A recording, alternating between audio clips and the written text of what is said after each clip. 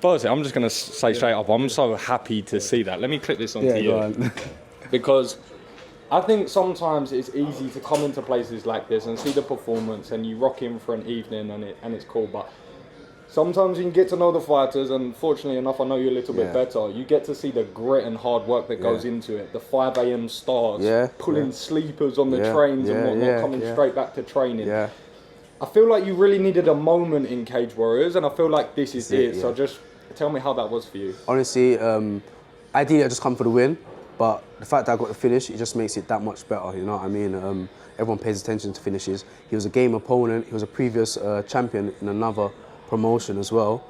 So to get the win against him, I think it just cemented me in the flyweight division in Cage Warriors as someone that wherever the fight goes, I can win, you know what I mean? I think that's a good point, right? Because obviously I've been fortunate enough to see you in training, and that's exactly it. Wherever the fight goes, you're a problem. And I just want you to touch on a little bit about the camp that you come from, because for those that don't know, Jawany, you get thrown into the shark tank every single time I see you, because that speaks to your level of ability. They know you can grapple, they know you can strike. Does that really just level up your game throughout camp, coming into things like this? I think it does, you know, and you know what it is, I only notice it actually when I'm looking back and seeing my fights. It's like, okay, oh shit. It's almost like I didn't realise I was that good, or I didn't realise I improved in this aspect, you know what I mean? But it's like you said, it's because of the early morning starts, it's because of being thrown in the shark tanks with killer fighters like Lonnie, like Dom Woodin, like Nathaniel Wood, you know what I mean? Wesley Meyer, even Nick Bagley, even though it's a bit up, we all get thrown in and we all actually push each other so much. So when it comes to fight night, it's just like another training session almost. I feel like from my perspective, anyone that knows you knows that you're such a lovely kid, you're always smiling, always great energy. Like I said, you're coming from 5 a.m. straight to the training session and still beaming smile. Do you think that this is the moment you sort of realise, like you said, okay, it's not just hanging with these people, like I am that guy and it's time to push on? Yeah, you know what it is as well, it's having that feeling and that thought way before this as well. Because you have to envision yourself there already before you actually get there. And you have to envision yourself being that good before you're even that good, or before everyone else realizes you're that good, you know what I mean? If you don't envision yourself there, then you'll never reach the pinnacle of where you want to go. You say there about envisage. Are you someone that sort of looks a little bit into the future? And if so, what does that look like for you? Maybe not necessarily the next fight, but what's the grand plan for you now? The grand plan, ideally, I would like to go to the UFC. Ideally, I'd like to get the belt and then go to the UFC, but whichever one comes first, I'm willing to take it. Again, I'm still fairly young in this, still want to gain more experience, so I'm just willing to fight. I want to fight for the belt. I feel like I'm ready. Like I said, first 4 fights on Cage Warriors, 2 finishes against good opponents. And that's another thing. I've been facing good opponents, you know what I mean? I've been facing people that push me in different aspects of a fight. So I ain't been just taking easy fights.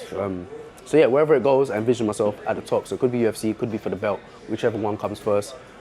That's what I want and I'm ready. Last couple, you obviously got the finish, which I was so happy to see. Was that something that maybe you saw before the fight, or something that opened up during it? You know what, not even with so much him, but with other fights, I just kept seeing myself finishing him anyway. Honestly, I just kept seeing it. Even other fights before, I just envisioned that was me finishing my opponent anyway. So just when it came to it, and I was so composed, I knew it was gonna come. So when it came, I was like, yep, this is it. You know what I mean? It wasn't something that I was surprised about. Yeah. You saw that before it even happened. Exactly. How were the feet? I got the finish now, so they were good, you know what I mean? You know what I mean? After this as well, I'll show you a little secret regarding the feet as well. We had a little word about that before, I liked it. But last couple just for me, because I appreciate you want to shoot off. But obviously for those guys that have seen you working, they've seen you with Daniel Sam. Obviously you're coming from Great Britain top team, you've got Ashley Grimshaw there, you've got Bradley Pickett there, and I know you work very closely again, like I said, with Daniel Sam. Just speak to me a little bit about maybe your relationship and what he's helped you with in your game, because that man is a pioneer of the game. The thing with Daniel as well is he's such an experienced fighter, but it's not just military. Even the fact that he's picked up things from Brad and from Ash in terms of the MMA. So a lot of time in my sessions, Daniel will even shoot and make me sprawl. You just puts it all together well for me, even though he's a striking coach, you know what I mean? But then also to have Brad and have Ash there, Daniel's not afraid to ask them, like, what's this, what's that? So he's even still leveling up his knowledge and his game within MMA. So the guy can coach anything. He can coach anything. As long as he's got striking involved or some form of fighting, he can coach it, you know what I mean? And obviously he's been coaching me since I was like young, so he knows me very well. And it's not just the ability he's ingrained in me, it's also the mental toughness, you know what I mean? Because you've seen it, he puts us through it. It's all over TikTok, he puts us through it. So when we come to fight, it's just another training session. It's not even as hard, honestly.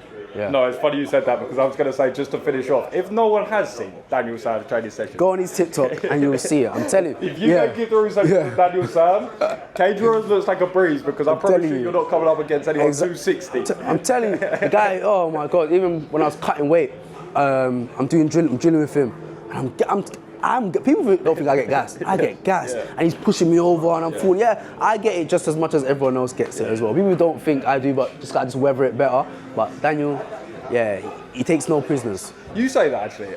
I'll finish on this one.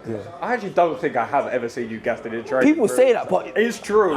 No, but you don't understand. I get tired. It's the mental. It is. But even when I go with people like Nath, I go with people like Lon, obviously they're just as experienced and just as skilled. So it's like we're just constant battling. And people don't realise as well, that's actually what builds your cardio. When you could constantly push that pace in training. It's not a matter of just touching, sparring, touching and enjoying it. No, I'm gonna push you and you're gonna push me as well. It's gonna make me tired, but I'm just getting that much better.